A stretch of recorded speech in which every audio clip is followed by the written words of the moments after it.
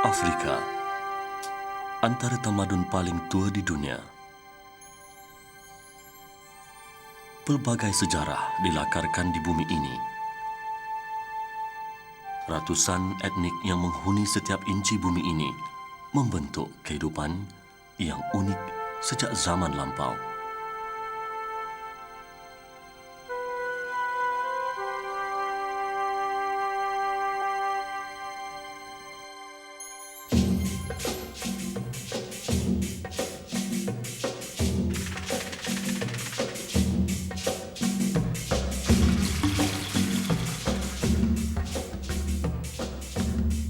Afrika waktu silamnya dikenali sebagai benua gelap, masyhur dengan perdagangan hamba dan anggota haiwan.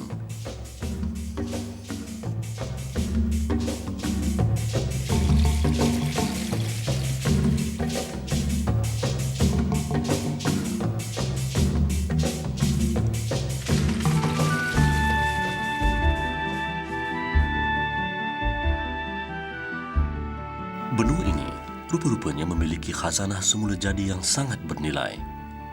Apabila ia ditakluki oleh beberapa kuasa Eropah, Portugis, Belanda, Jerman dan British, segala khazanah itu dieksploitasi. Minyak, emas, batu permata menjadi rebutan. Maka jadilah benua ini medan pertembungan kuasa. Tanjung yang indah ini menjadi saksi kepada semua itu. Ia pernah menjadi kebanggaan pengembara yang ingin menguasai samudera. Ibnu Battuta dan Vasco da Gama antara pengembara yang mengukir kemasyhuran apabila tiba di Tanjung Harapan.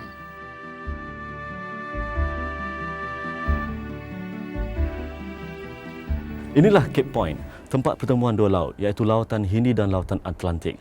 Dan di sinilah tempat paling hujung di benua Afrika. Dan hari ini, tempat ini diwartakan dalam satu kawasan seluas kira-kira 8,000 hektar dan dikenal pasti mempunyai lebih 120 spesies burung dan 1,200 spesies flora. Terletak kira-kira 300 meter dari aras laut. Tapi tempat ini lebih daripada itu. Ia pernah menjadi buruan pelaut-pelaut terkenal seperti Vasco da Gama dan Ibnu Battuta dan barangkali banyak lagi. Tetapi apakah yang mereka cari?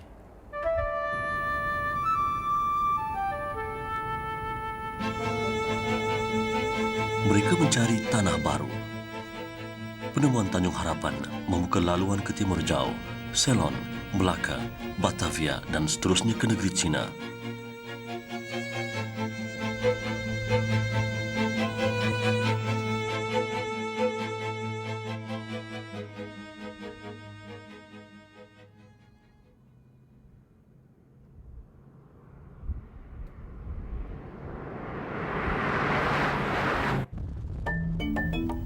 Pengembaraan jejak Rasul ke benua Afrika untuk menjejaki sejarah kedatangan Islam di sini. Bagaimanakah ia tersebar dan siapakah yang membawanya? Untuk menjejaki semua ini, memaksa kami berkelana ke setiap sudut benua ini, bermula dengan Afrika Selatan.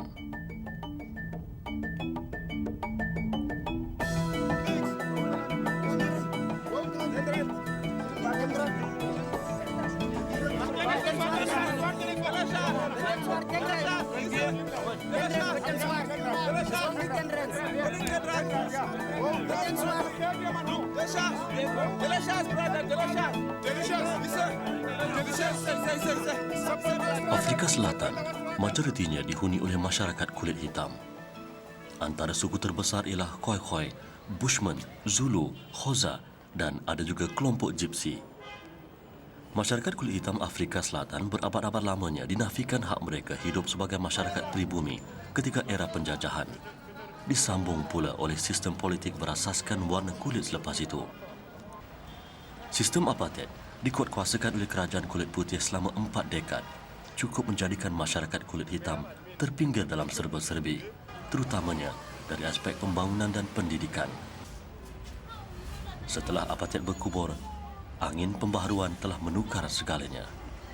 Kini, masyarakat yang pernah ditindas ini menikmati kebebasan dalam banyak bidang.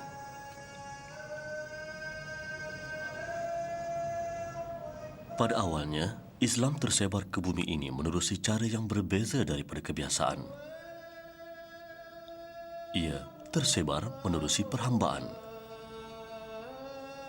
Pada awal kurun ke-17, rombongan pertama orang Melayu mendarat di Tanjung Barat, Cape Town, Afrika Selatan. Namun kehadiran mereka bukanlah sebagai pendakwah, tetapi hamba dan tawanan politik yang dibawa masuk oleh Belanda. Sebagiannya ditahan di penjara dan sebagiannya lagi menjadi buruh paksa di ladang-ladang dan kebun-kebun sayur. Begitu juga dengan tahanan dan buruh paksa yang dibawa oleh kuasa Belanda dari India. Mereka juga menghadapi nasib yang hampir sama. Namun Allah mentakdirkan peranan mereka tidak berhenti setakat itu. Tugas lebih besar dan mulia menanti mereka. Merekalah pencetus sinar Islam di selatan benua ini.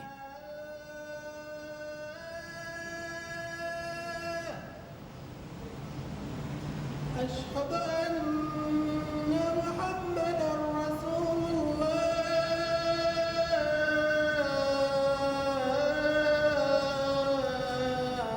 Masjid Queen Street adalah kebanggaan komuniti Islam di Pretoria. Ia terletak di tengah-tengah kesibukan kota ini. Dan setiap tiba waktu solat, kawasan Bazar Queen Street berkumandang dengan suara azan.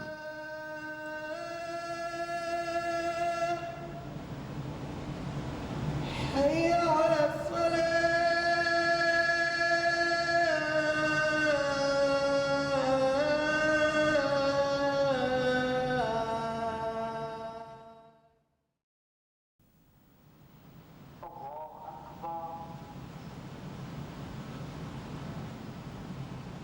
Islam mempunyai ruang yang cukup luas bagi membentuk generasi muda Afrika Selatan yang kukuh imannya, mampan pribadinya serta cekal semangatnya. Ramai di kalangan generasi muda kulit hitam terutamanya berminat memeluk Islam apabila melihat agama ini mampu memberikan penyelesaian terhadap pelbagai masalah sosial yang melanda masyarakat. Proses meniru Islam di kalangan mereka dilakukan dengan hikmah. Generasi muda dibesarkan dalam suasana apartheid. Sebahagiannya masih menyimpan perasaan tidak puas hati kerana penindasan selama beberapa dekad. Oleh itu, keadilan serta kesedaran Islam diterjemahkan sebaik mungkin supaya mereka memahami mesej Islam yang sebenarnya. Pemuda-pemuda ini adalah daripada suku Satos dan mereka baru memeluk Islam. Allah will ask us, this person embraced Islam in such a day. Where is he? What have you done? Did you teach him about me? Did you tell him anything about me? Did you teach him how to make salat? Did you teach him that one day you're gonna die? You teach him that there will be the day of judgment. There's life after death.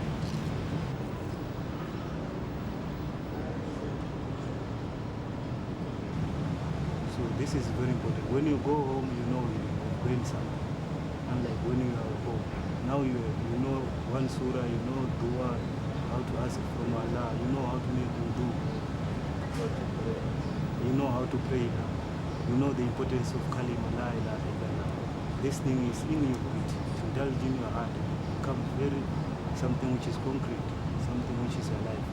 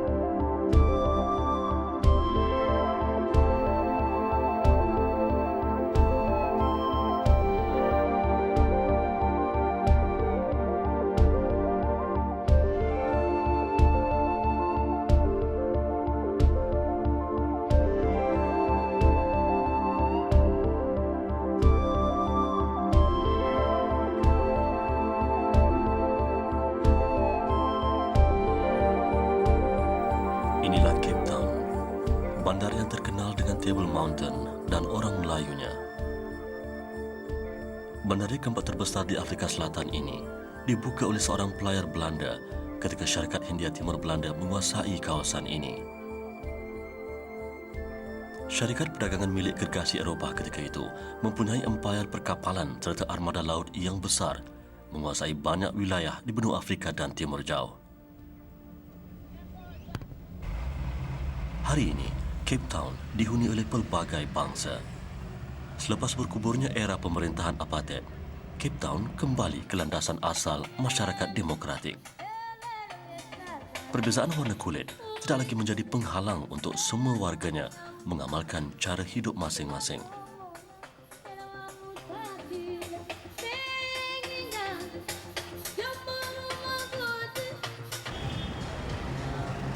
Namun realiti semasa menyaksikan masyarakat kulit hitam yang mewakili 18% populasinya masih berjuang untuk keluar daripada kepompong kemiskinan serta kemalaratan sejak sekian lama.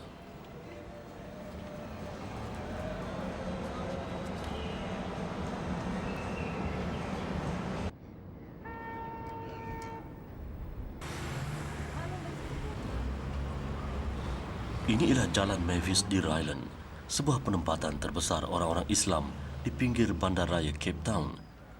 Kebanyakan kedai-kedai serta pasaraya di sini dimiliki oleh orang Islam berketurunan India dan Melayu. Jalan ini sering sibuk dengan aktiviti jual beli di kalangan masyarakat Melayu, India, Turki maupun kulit hitam.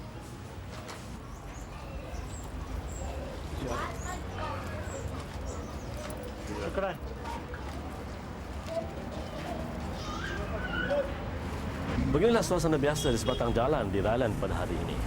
Kesibukan yang disaksikan mencerminkan kegiatan ekonomi orang Islam sejak bertahun-tahun lamanya. Ketika zaman apartheid, orang Islam yang rata-rata terdiri daripada orang India dan Melayu turut terusir keluar daripada bandar Cape Town dan mereka mula menubuhkan penempatan seperti ini. Dan pada hari ini, berpuluh-puluh penempatan Islam seperti ini dapat ditemui di luar bandar Cape, menjadikannya penempatan Islam paling besar di Western Cape ataupun Tanjung Barat di Afrika Selatan ini.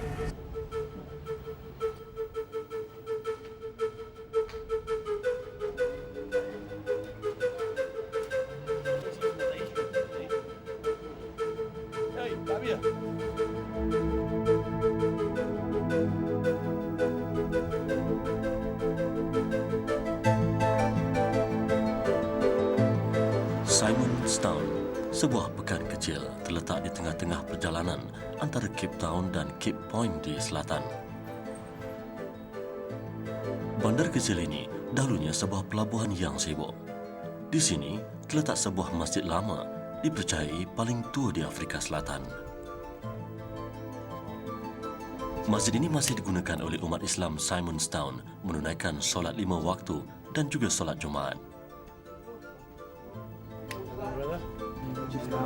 Christian. Most of the people around here come from Ocean. But Muslim families are moving slowly back to San. Dikatakan masjid lama ini menjadi simbol kekuatan Islam di Afrika Selatan yang telah bertapak di sini sejak 300 tahun lalu. Dan di rumah inilah Quran pertama diterjemahkan daripada bahasa Arab kepada bahasa Afrikan, bahasa rasmi Afrika Selatan oleh seorang imam yang bernama M.A. Bakar.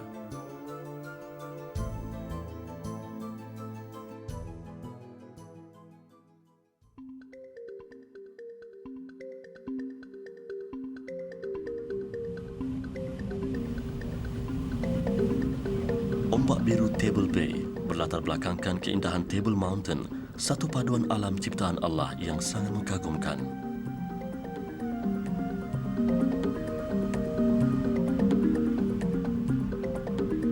Setengah jam dengan bot dari Cape Town ialah Robben Island atau Pulau Robben yang memiliki sejarahnya tersendiri.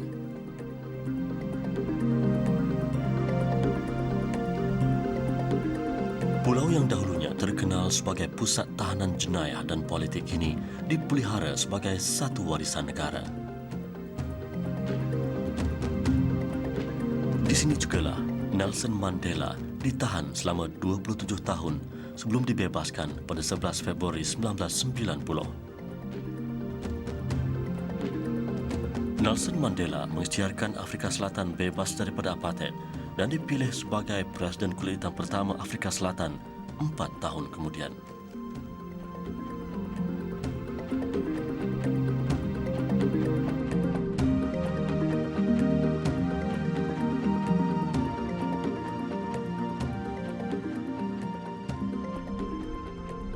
Sejarah Pulau Robin sebagai penjara buangan bukanlah sesuatu yang baru. Sejarahnya bermula sejak beratus-ratus tahun dahulu. Pulau ini pernah menempatkan pesakit kusta, pesakit mental, tahanan politik. Pendek kata mereka yang dianggap sebagai sampah masyarakat. Dan ini termasuklah mereka yang lantang menentang ketuanan kulit putih di tanah Melayu dan Indonesia. Dua personaliti yang dianggap penting, terutama oleh masyarakat Islam di sini ialah dua orang putera raja beragama Islam dari Ternate dan Madura. Kesan mereka masih boleh dilihat dengan jelas hinggalah ke hari ini.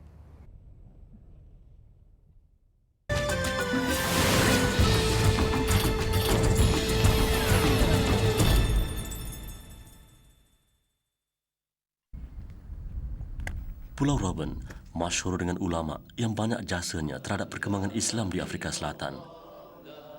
Ulama itu berasal dari Kepulauan Melayu dibawa oleh penjajah Belanda pada ketika itu sebagai tahanan politik. Beliau ialah Syed Abdul Rahman Mathura. Meskipun terpenjara, Syed Abdul Rahman Mathura diiktiraf sebagai tokoh ulama terawal membawa Islam ke Afrika Selatan. Makamnya di Pulau Robins ini diziarahi hampir setiap hari kerana dia diiktiraf oleh pemerintah Afrika Selatan sebagai seorang tokoh yang banyak menyumbang kepada perpaduan masyarakat.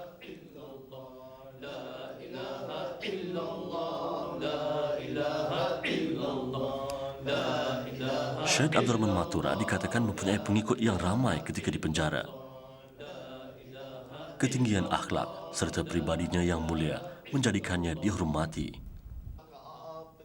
Pada masa yang sama, dia terus menyebarkan Islam melalui pendekatan nasihat spiritual kepada rakan-rakannya. Dan akhirnya, ramai tahanan di penjara Pulau Robin memeluk Islam.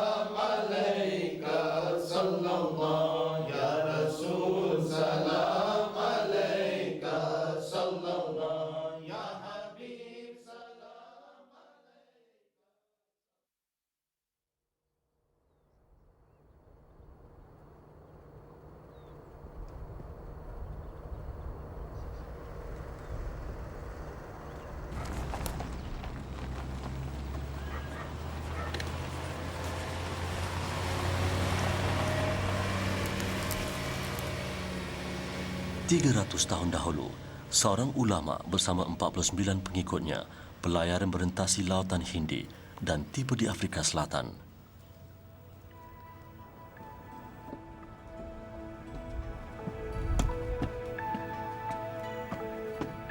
Lelaki itu pernah mengetuai perjuangan menentang penjajahan Belanda di Bentan pada akhir kurun ke-17 bersama tokoh-tokoh bangsawan Pulau Jawa.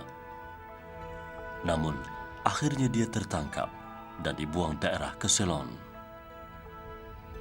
Orang yang dimaksudkan ialah Syekh Yusuf Makassar dan dihormati di Afrika Selatan. Kerana Syekh Yusuf dipercayai tokoh terawal yang membawa Islam ke sini.